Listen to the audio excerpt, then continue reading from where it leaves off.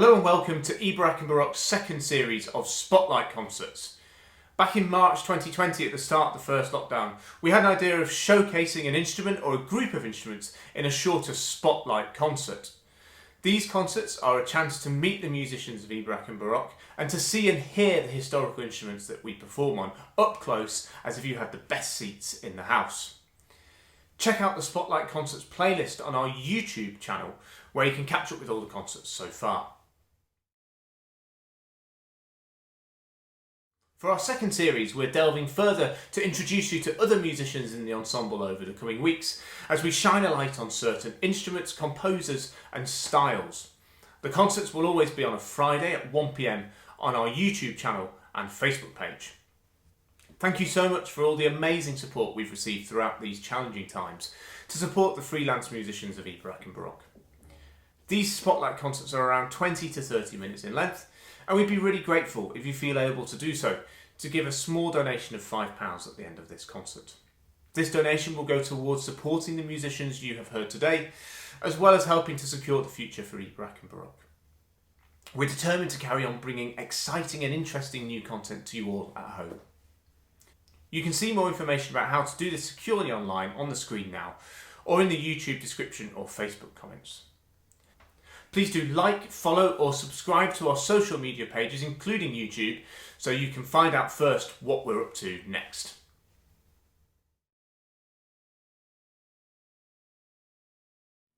Hello, I'd like to talk to you a bit about my lockdown project. Sadly, concerts and rehearsals have been few and far between for almost a year now, and it was heading into lockdown 2.0 that I decided I needed a better focus for my time at home. I started the bass viol a couple of years ago as a second study to my cello, but I have spent the last few months trying to learn the treble and the tenor vials. This is so that eventually when we're all back together and can play viol consort music, I'll be able to hop onto any part that needs filling. I think the viol is an amazing instrument, not only the way it looks and technically how it's played, but also when you look into the history of it. The way I like to think of the time that a huge chunk of the viol repertoire comes from is as the soundtrack to one of the most turbulent periods in the UK's history. I'm not actually referring to 2020, but to the 1600s, which saw a plague, a great fire, a civil war, to name but a few events. Here is a little taster of the sound of that time.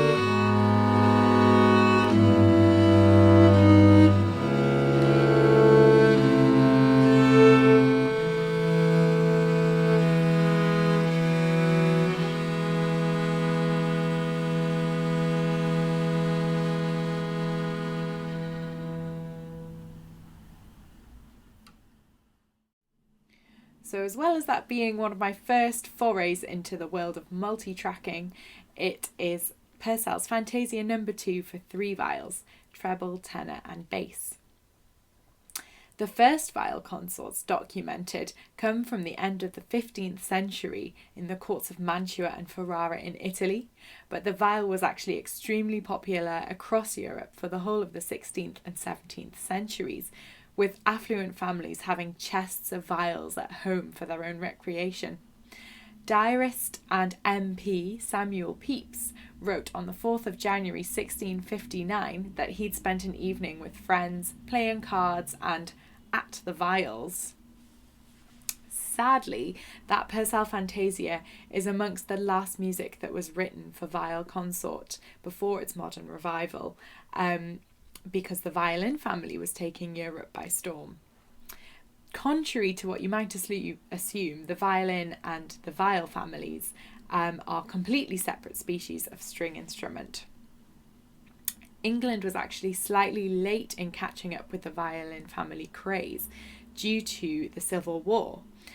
This meant that England was slightly more isolated from Europe for a large chunk of the 1600s, and meant that composers such as Purcell and Locke carried on composing for viol consort a little bit longer than other European countries did.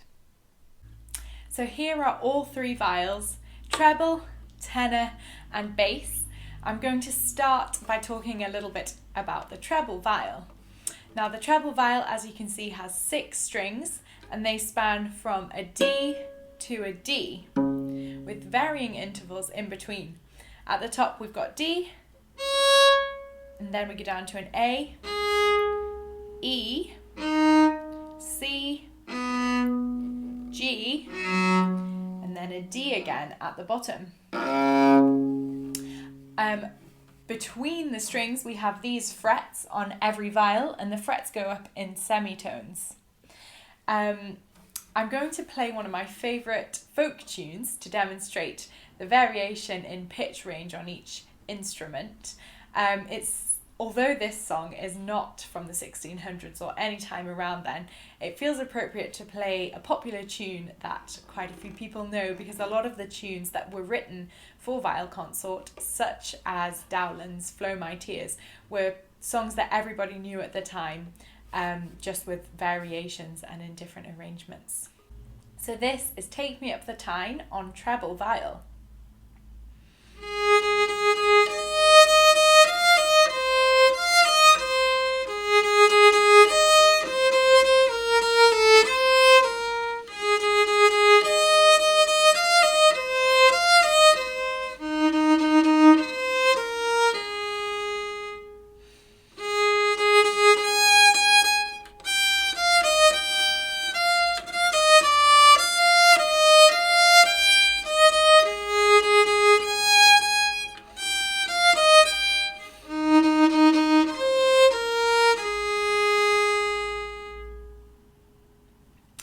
Next, we're going to move to the bass viol, because the similarities in strings and fingerings are more similar between the treble and the bass than the treble and the tenor.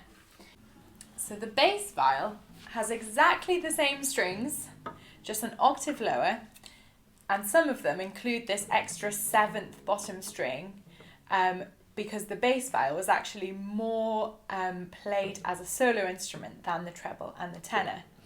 The bass viol was also used in other ensembles to play as a basso continuo, hence the reason why this extra bass string is so useful. That's a bottom A, but the other strings are exactly the same, just an octave apart to the treble. We have D, A, E, C, G, D, and then bottom A occasionally. So I'm going to play the same tune on the top 2 strings of the bass viol, just as I did with the treble viol, but it will sound an octave different.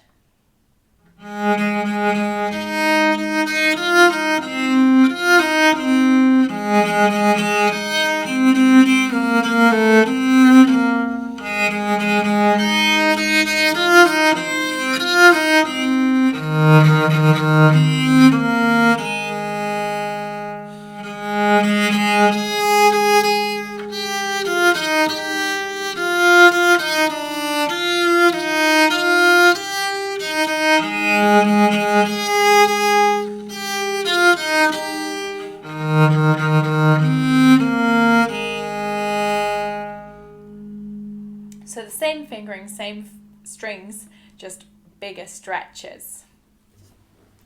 We're going to move on to the tenor viol now. The tenor viol is the viola of the viol family. Its pitch sits between the treble and the bass, just like in a normal choir as well. So rather than it being D to D, it's a G to a G. And the strings are as follows: G, D, A, F, C. G. It's the same tune but in the middle of the tenor viol.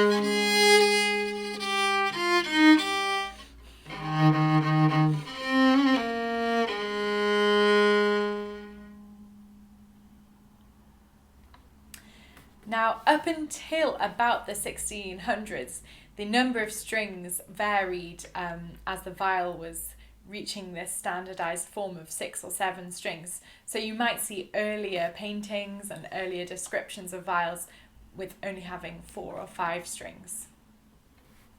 Another composer that composed a lot for the viol consort was a man called Matthew Locke, who also worked in the court, the same court as Purcell. Purcell actually took over Matthew Locke's job when Matthew Locke died. The two were very close, and we know this because on Matthew Locke's death, Purcell wrote an ode entitled "What Hope for Us Remains Now That He Is Gone." So I'm going to finish with another multi-tracking experiment, which is an air for 4 viols, viol concert of 4 instruments, treble, treble, tenor and bass, by Locke in F major.